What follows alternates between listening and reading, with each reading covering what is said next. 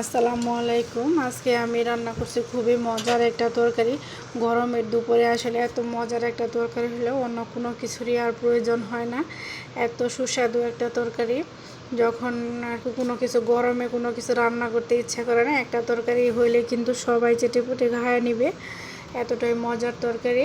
আমি প্রথমে তেল দিয়ে দিলাম কড়াইয়ে, তেল দিয়ে একটু কালো জিরা ফোড়ন দিয়ে দিলাম। যেহেতু ঝোলের তরকারি রান্না করব, একটু কালো জিরার পরিমাণ ফোড়নটা একটু বেশি দিলাম।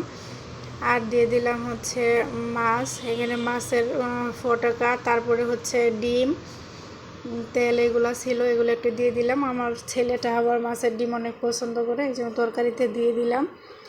দিয়ে মরিচের গুঁড়া, হলুদের গুঁড়া, হচ্ছে জিরার গুঁড়া আর ধনে সস। ঝোলের তরকারিতে জিরে বাটা আর ধনে বাটা দিলে কিন্তু অনেক বেশি মজা হয় তরকারিটা। মাছটা কষানো হয়ে আমার এটা কষানো হয়ে গেছে, মশলাটা কষানো হয়ে গেছে। এখন দিয়ে দিব হচ্ছে সজনা আর ছোট দেশি আলু আর হচ্ছে বড়ই।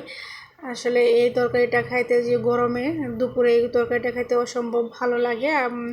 বড়ইটা কিন্তু অবশ্যই দেওয়ার চেষ্টা করবেন, টক টক একটা তরকারি খেতে খুব ভালো লাগে।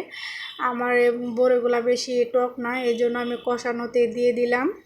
আপনাদের কাছে বড়ই থাকলে, যদি টক থাকে, তাহলে কিন্তু পরে বড় ফুটলে নামানোর আগে দিয়ে নামায় ফেলতে পারেন, নাহলে বেশি টক ছেড়ে দিবে। আমি এই তরকারিগুলো একটু কষায় নিব, কষায় নিলে তরকারিটা খেতে অনেক বেশি ভালো লাগে। এখন দিয়ে দিব মাছগুলো আমি আগে ভেজে রাখছিলাম হালকা করে। অল্প তেল মশলা দিয়ে তরকারিটা রান্না করলে গরমের দুপুরে আসলে এর চেয়ে বেশি কোনো কিছু প্রয়োজন হয় না, একটা তরকারি দিয়েই কিন্তু খাওয়া হয়ে যায়। এখন মাছ আর মশলাটা আর একটু, সবজিটা আর একটু কষায় নিলাম। সব কিছু যেহেতু কষানো আছে, এই জন্য আমি সামান্য পরিমাণ মতো পানি দিব। এটা ঝোল ঝোল রান্না করব, যেহেতু মাছটাও ফ্রেশ মাছ দিয়ে কিন্তু ঝোল রান্না করলে অনেক বেশি মজা হয়। যারা কষ্ট করে আমার ভিডিওগুলো দেখেন, তাদেরকে অসংখ্য অসংখ্য ধন্যবাদ আপনাদের মূল্যবান সময় নষ্ট করে আমার ভিডিওগুলো দেখার জন্য। আমি সাধারণ রান্না, আমি ঘরে প্রতিদিন যা রান্না করি সেই ভিডিওগুলোই আপলোড করি।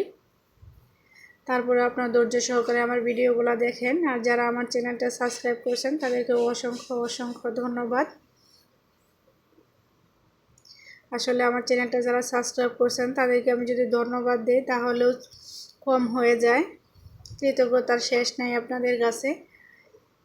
এখন আমি তরকারিটা মাখা ঝোল দিয়ে আমি যতটুকু রাখবো তার চেয়ে একটু পরিমাণ বেশি দিলাম, একটু বলক ওঠার জন্য। এখন তরকারিটা কিন্তু আমার হয়ে গেছে।